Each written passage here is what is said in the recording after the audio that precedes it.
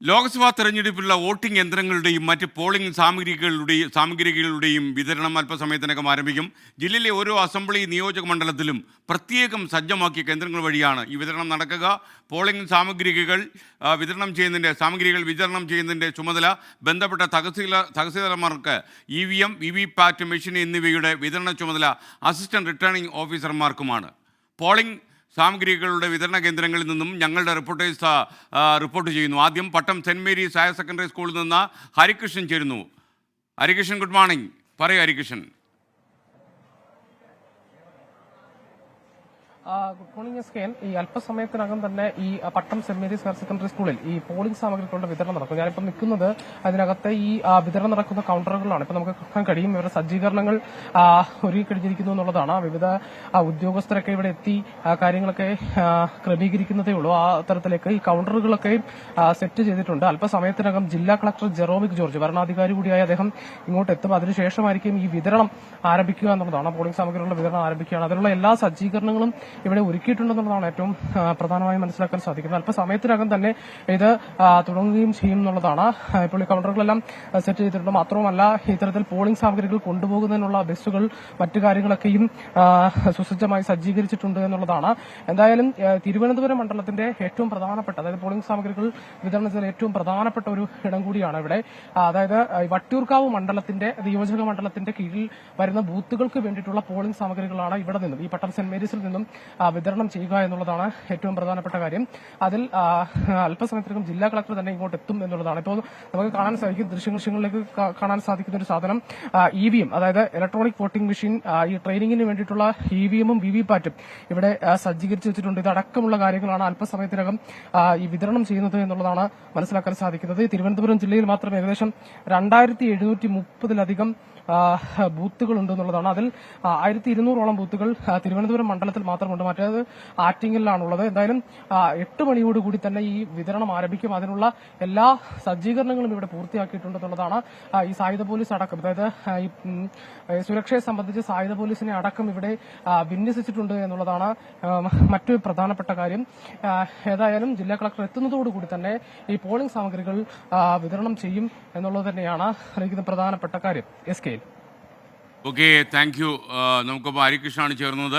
ഇനി കൊല്ലം government boys ഹൈസ്കൂളിൽ നിന്ന് അരുൺരാജ് തത്സമയം ചേരുന്നു. Arunraj, good morning. പോളിംഗ് സാമഗ്രികളൊക്കെ എത്തിയോ? എന്താണ് വിവരങ്ങൾ? SKN, good morning. അല്പസമയത്തിനകം തന്നെ പോളിംഗ് സാമഗ്രികളുടെ വിതരണം ആരംഭിക്കും. ഇപ്പോൾ നമുക്ക് ദൃശ്യങ്ങൾ കാണുന്ന പോലെ തന്നെ ഉദ്യോഗസ്ഥർ ഇവിടേക്ക് എത്തിത്തുടങ്ങിയിട്ടുണ്ട്. ഈ പോളിംഗ് സാമഗ്രികൾ ഏറ്റുവാങ്ങുക, ഇതിന്റെ ചുമതലകളിലേക്ക് അടക്കം എത്തേണ്ട ഉദ്യോഗസ്ഥരാണ് ഈ ദൃശ്യങ്ങൾ കാണുന്നത് പോലെ തന്നെ ഉള്ളത്. പോലീസ് ഉദ്യോഗസ്ഥർ, ഇതിന് എസ്കോർട്ടിംഗ് ഉണ്ടാകേണ്ട ഉദ്യോഗസ്ഥർ അടക്കമുള്ളവർ ഇവിടെ എത്തിച്ചേർന്നിട്ടുണ്ട്. കാരണം അല്പസമയത്തിനകം തന്നെ ജില്ലാ കളക്ടർ എത്തുന്നതോടുകൂടി ഈ സ്റ്റോർ റൂമിൽ ഇരിക്കുന്ന EVM മെഷീനുകൾ പുറത്തേക്ക് എടുക്കും. തുടർന്ന് ഈ ഓരോ ഉദ്യോഗസ്ഥർക്കും ഇത് വിതരണം ചെയ്യും എന്നുള്ളതാണ് നിലവിൽ ലഭിക്കുന്ന വിവരം. ആദ്യം സ്ഥലങ്ങളിലേക്കുള്ള EVM മെഷീനുകൾ, അതാണ് ആദ്യം ഈ വോട്ടിംഗ് സാമഗ്രികളാണ് വിതരണം ചെയ്യുക. അച്ചൻകോവിൽ അടക്കമുള്ള സ്ഥലങ്ങളിലേക്ക് 1215 ഇടങ്ങളിലേക്കുള്ള വിതരണം നടത്തേണ്ടതുണ്ട്. സ്വാഭാവികമായും വലിയ സമയക്രമം ഇക്കാര്യത്തിൽ വേണ്ടതുണ്ട്.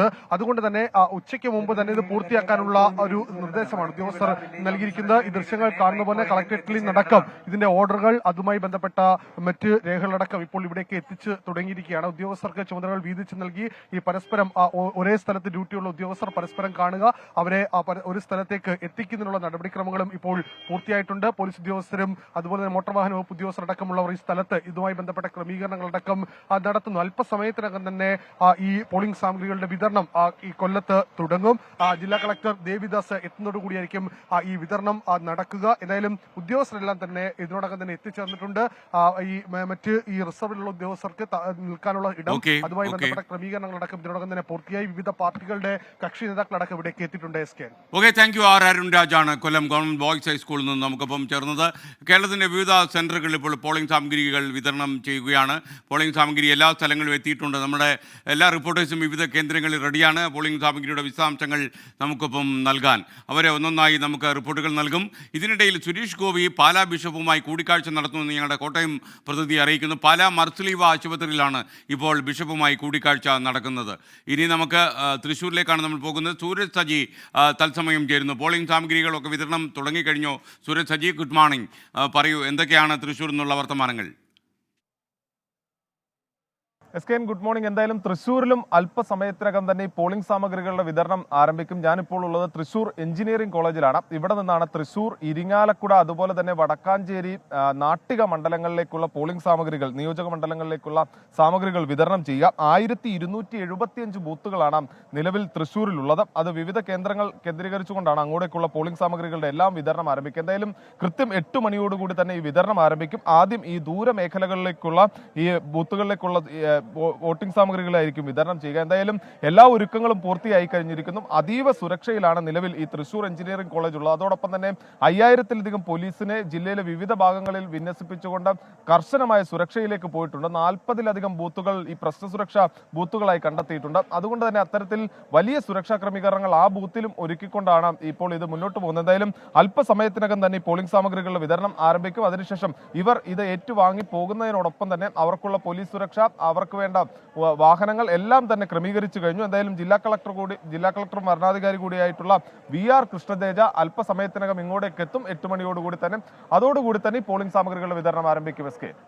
Okay, thank you Suraj Saji. ഇനി പൊന്നാനിയിൽ നിന്ന് നമുക്കൊപ്പം സമീർ ബിൻ കരീം ചേരുന്നു. Sameer, good morning.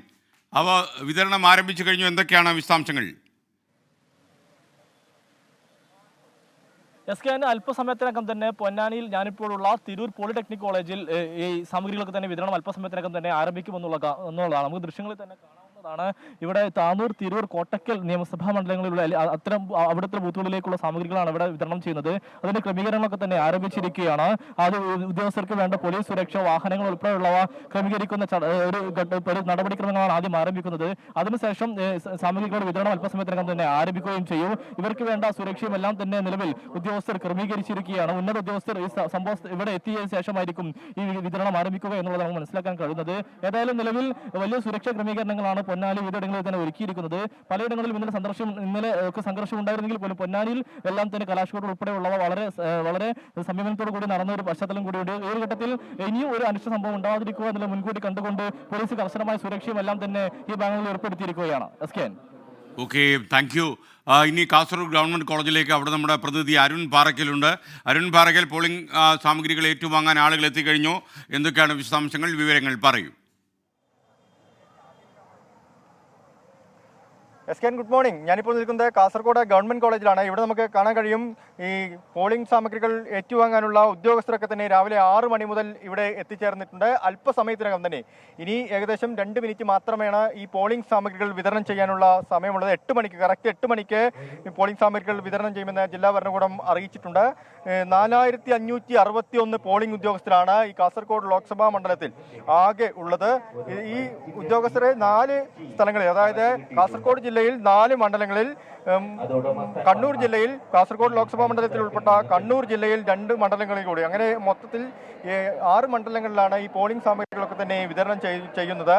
ഇതിൽ Manjeshwaram government higher secondary school Kumbla, Kasaragod government college, Uduma, Kanhangad, Thrikaripur, Payyanur, Kalliasseri തുടങ്ങിയ സ്ഥലങ്ങളിലാണ് ഈ പോളിംഗ് സാമഗ്രികളുടെ വിതരണം നടക്കുന്നത്. ഇപ്പോൾ അതിന്റെ തയ്യാറെടുപ്പുകളൊക്കെ തന്നെ പൂർത്തിയായി കഴിഞ്ഞു. ശക്തമായ സുരക്ഷ ജില്ലയിൽ ഏർപ്പെടുത്തിയിരിക്കുന്നു എന്നുള്ളതാണ്. 1050 പോലീസുകാരെ ജില്ലയിലുടനീളം സുരക്ഷയ്ക്കായി ഏർപ്പെടുത്തിയിട്ടുണ്ട്. 700ഓളം കേന്ദ്രസേനാംഗങ്ങളെ ജില്ലയിൽ സുരക്ഷയ്ക്കായി ഏർപ്പാടാക്കിയിട്ടുണ്ട്. എന്തായാലും ശക്തമായ സുരക്ഷയിലാണ് കാസർഗോഡ് ലോക്സഭാ മണ്ഡലം എന്ന് വേണം പറയാൻ.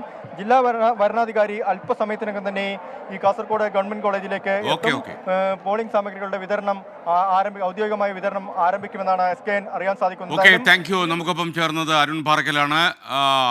കാസർഗോഡ് ഗവൺമെൻറ് കോളേജിലാണ് അരുൺ പാറയ്ക്കലുള്ളത്. ഇനി വടകരയ്ക്ക് പോകുന്നു. വളരെ വാശിയേറിയ മത്സരം നടന്ന നാളെ വിധി എഴുതുന്ന വടകരയിലേക്ക് മിഥില ബാലൻ നമുക്കൊപ്പം ചേർന്നു. Mithila, good morning. പറയൂ, പോളിംഗ് സാമഗ്രികൾ വിതരണം ചെയ്യാൻ എല്ലാ തയ്യാറെടുപ്പുകളുമായി കഴിഞ്ഞോ? വിതരണം ചെയ്ത് തുടങ്ങുന്നത് 8 മണിക്കല്ലേ? പറയൂ.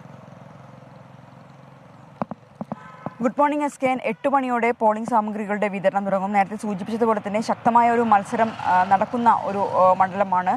അതുകൊണ്ട് തന്നെ സുരക്ഷാ കാര്യങ്ങൾ ഉൾപ്പെടെ ജില്ലാ ഭരണകൂടം കൃത്യമായ ഒരുക്കങ്ങൾ നടത്തിയിട്ടുണ്ട്. കേന്ദ്രസേന ഉൾപ്പെടെ ഇവിടെ സജ്ജീകരിച്ചിട്ടുണ്ട്. 8 മണിയോടെയായിരിക്കും പോളിംഗ് സാമഗ്രികളുടെ വിതരണം ഉണ്ടാവുക. സ്ഥാനാർത്ഥികൾ ഇന്ന് നിശബ്ദ പ്രചാരണത്തിലായിരിക്കും. വിട്ടുപോയ ആളുകളെ കണ്ട് ഒന്നുകൂടി വോട്ടുറപ്പിക്കുന്ന തിരക്കിലായിരിക്കും. മാത്രമല്ല, രാഷ്ട്രീയ പ്രവർത്തകർക്കും ഇന്ന് കൃത്യമായ ചുമതലകളുണ്ട്. വോട്ടർമാരെ പോളിംഗ് ബൂത്തുകളിൽ എത്തിക്കുക എന്നതാണ് ഇനി പ്രധാനപ്പെട്ട കടമ്പ. നമ്മൾ കണ്ടതാണ് ഓരോ സ്വീകരണ കേന്ദ്രങ്ങളിലും എത്തിയ വലിയൊരു ആൾക്കൂട്ടം. ഈ ആൾക്കൂട്ടത്തെ എല്ലാം അതായത് പോളിംഗ് ബൂത്തുകളിൽ എത്തി വോട്ട് ചെയ്യിപ്പിക്കുക എന്ന ഒരു വലിയൊരു കടമ്പയാണ് രാഷ്ട്രീയ പാർട്ടി പ്രവർത്തകർക്കുള്ളത്. സ്ക്വാഡ് വർക്ക് അത്തരത്തിൽ ക്രമീകരിച്ചിട്ടുണ്ട്. മാത്രമല്ല ജില്ലയിൽ നിരോധനാജ്ഞയുണ്ട്. അതുകൊണ്ട് തന്നെ 3 പേരിൽ കൂടുതൽ ഉള്ള ആളുകൾ ഒത്തുചേരാനോ അത്തരത്തിൽ കൂടിച്ചേരലുകളോ ഒന്നും പാടില്ല. ആകെയുള്ള വോട്ടർമാരുടെ കണക്ക് നോക്കുകയാണെങ്കിൽ 14 ലക്ഷത്തോളം വോട്ടർമാരാണ് വടകര ഉള്ളത്. 14,21,883 വോട്ടർമാരുണ്ട്. ഇതിൽ ട്രാൻസ്ജെൻഡർമാർ 22 പേരാണ്.